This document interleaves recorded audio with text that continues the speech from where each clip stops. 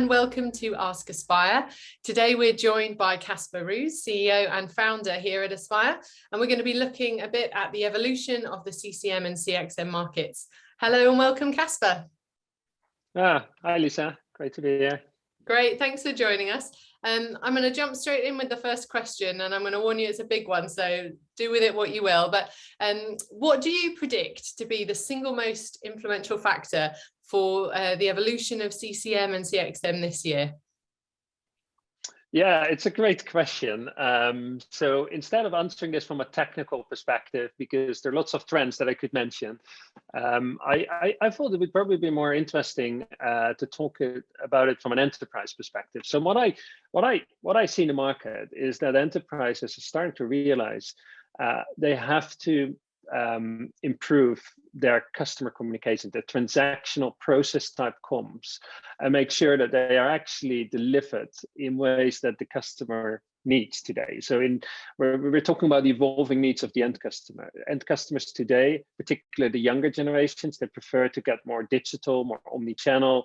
They're in control. They can choose which channel or what channels to use and where to sort of access those communications. And I got a sense that there is a certain expectation on the market by consumers that there is a certain base level, and that the organization is starting to realize we've got to have that. Otherwise, we'll lose so many customers to the competition. So that, I think, is very influential. It's very relevant, because if enterprises are starting to realize we need to sort of, align our sort of transactional process comms with our marketing comms, with our services communications, then that will drive and spur a lot of innovations and developments at the services provider level, who are supplying or suppliers to those enterprises, but also to the tech vendors who are more sort of higher up in that in that value stream.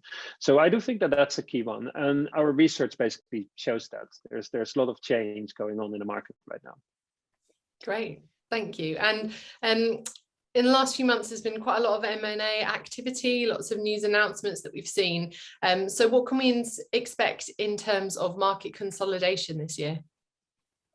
Yeah, good question. I feel, and I mean, we've been sort of, saying this for a couple of years now, that the technology companies, they're moving on to the services market. This is driven by cloud and hosted managed services. So instead of buying software as a license, now increasingly enterprises are saying, well, we just take out a cloud subscription. So software companies moving more into services, starting to develop more sort of, services around that. And then at the same time, we're seeing services companies now starting to build more software solutions because their clients are asking for wider or better solutions there. So I think those two worlds are starting to sort of converge. And that is what we're seeing in the marketplace now as well. So very recently, precisely, software company in the space buying Cedar CX, which is a services company, our hosted managed services company, and that to me is a sort of example what we see in the market. And then there's some more examples, but that one is very current. Great. So watch this space then. Yeah. Sure. And what about Aspire? Is there anything that you can share with our audience here about what's to expect from Aspire in the year to come? Yeah, no, great. So we focus on CCM to CXM. That's our sort of key focus. That's where our expertise is. And we work with 4 types of clients. So we work with tech vendors, we work with services companies, with enterprises, and with M&A firms.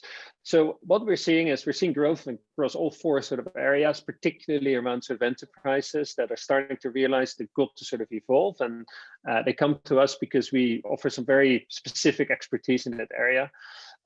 We also launched the services provider leaderboard last year in the United States. So traditionally, we covered the technology companies, we expanded into services. Now we're taking that sort of approach to the European and the rest of the world markets, which we're currently sort of analyzing. So it's very excited to sort of move more in that direction. Great. Thank you so much. And thanks everyone for joining. Don't forget to send us your topics and questions for future installments of Ask Aspire to the email address below, and we'll catch you again soon.